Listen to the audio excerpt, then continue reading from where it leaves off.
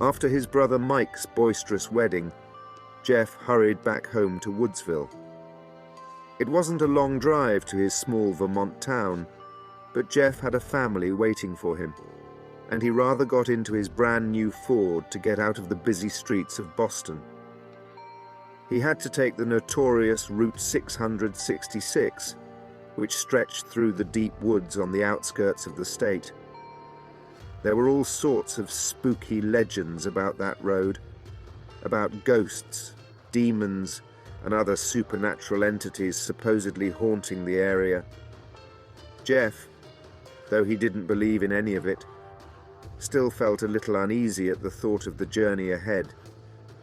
He could have made a detour around the ominous place, but Jeff just didn't have time for that. Turning on the high beam, it was already dark outside. Jeff stepped on the gas, trying to get over this unpleasant stretch of road as quickly as possible. Soon, a police car loomed up ahead, and a lawman walked beside it. He raised his hand and ordered Jeff to stop.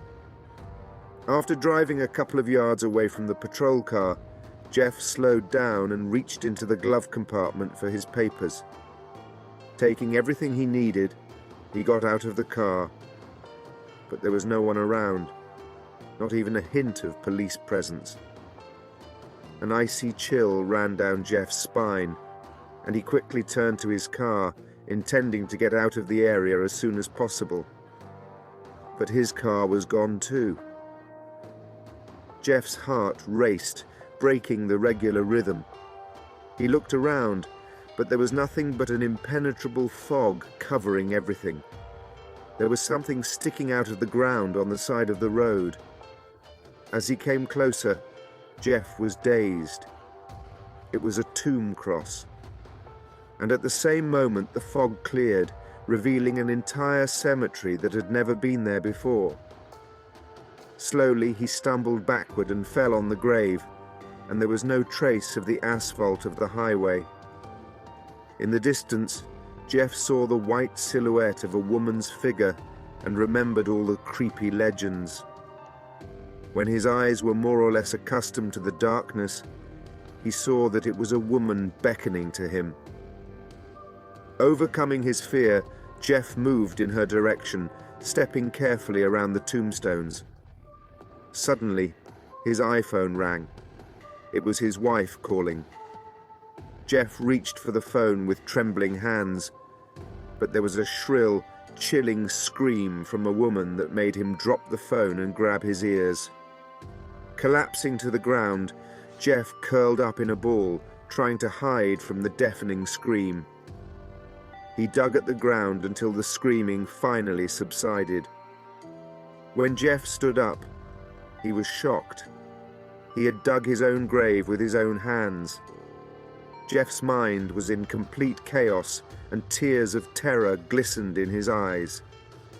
He saw no way out of this nightmare, and was sure that he was forever stuck in this otherworldly reality.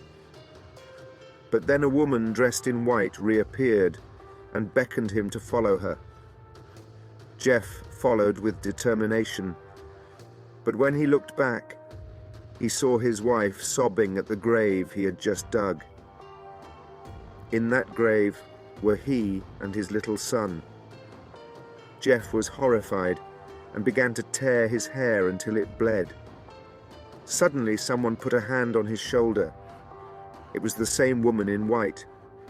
Her mutilated face was devoid of her eyes, which, judging by the terrible burns, had once been scorched away. "Follow me," she said, and headed confidently through the cemetery. Jeff no longer cared where he went, just as long as he got out of this horrible place. But suddenly everything disappeared, and Jeff found himself standing next to his car, with his brother Mike just closing the door. "Jeff, where are you going?" "You're going tomorrow," Mike said. Jeff looked around dazedly, trying to figure out what the hell had just happened. Was all of this really just a vision? Or had he really been in some kind of parallel reality? And where had the mysterious woman disappeared to in the end?